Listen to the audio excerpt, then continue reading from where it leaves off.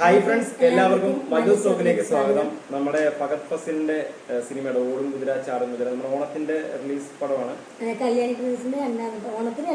അതെ, ഓണത്തിന് ഒന്ന് ലോക എന്നുള്ള പടമുണ്ട്, കല്യാണ പ്രവേശിന്റെ. ഇപ്പം ഈ ഒരു ഓടും കുതിര ചാടും കുതിരയുണ്ട്. അപ്പൊ ഇതുവരെയുള്ള മൂവീസിന്റെ എല്ലാ അപ്ഡേഷൻ നമുക്ക് വന്നിട്ടുണ്ടായിരുന്നു. അപ്പം എനിക്കൊന്ന് ലാസ്റ്റ് ഇപ്പൊ വന്നേക്കുന്നത് ഓടും കുതിര ചാടും കുതിരയാണ്. അപ്പൊ ഇതിന്റെ ഡയറക്ടർ അൽതാഫ് സലീമാണ്. ആഷിഖ് ഉസ്മാനാണ് ഇതിന്റെ പ്രൊഡ്യൂസർ. ഇപ്പൊ എന്തായാലും ട്രെയിലറാണ് വന്നേക്കുന്നത്. നമുക്ക് ആ ട്രെയിലർ ഉണ്ട് നോക്കാം.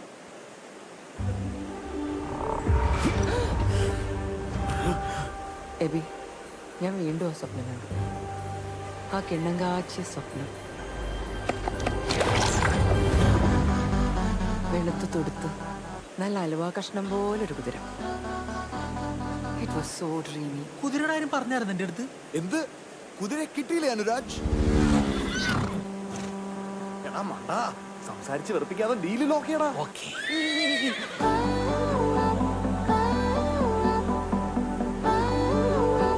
അവക്ക് ചെറിയ വട്ടല്ല, മുഴുവട്ട്. വിഷയം റൊമാൻസ് ആയതുകൊണ്ട് ഞാൻ അതിന്റെ ഉള്ളറകളിലേക്കൊന്നും പോകുന്നില്ല. പ്രണയത്തിന്റെ ആദ്യ തുടിപ്പുകളാണത്. ഇത് റൊമാൻസ് ആണ്, റൊമാൻസ്. ട്വിസ്റ്റ് ഉണ്ട്.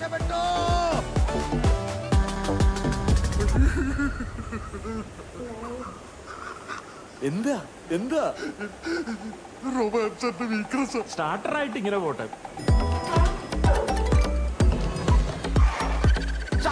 ഫ്ലാറ്റിന്റെ മുഖത്തോട് ചാടിച്ചാക്ക്. വട്ട് പകരു അനുരാജ്. എബി എന്തൊക്കെയാ പറയുന്നത്? ആലുവ കഴിച്ചിരുന്നോ? It's too late AB.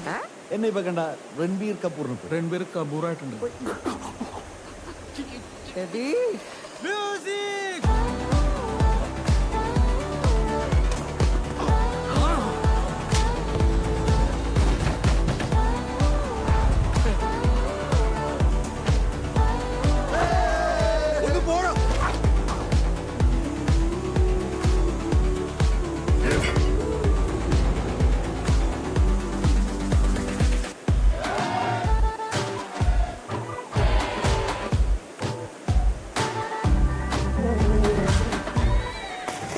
ഏതായാലും അലർട്ടായിട്ടിരിക്കുക.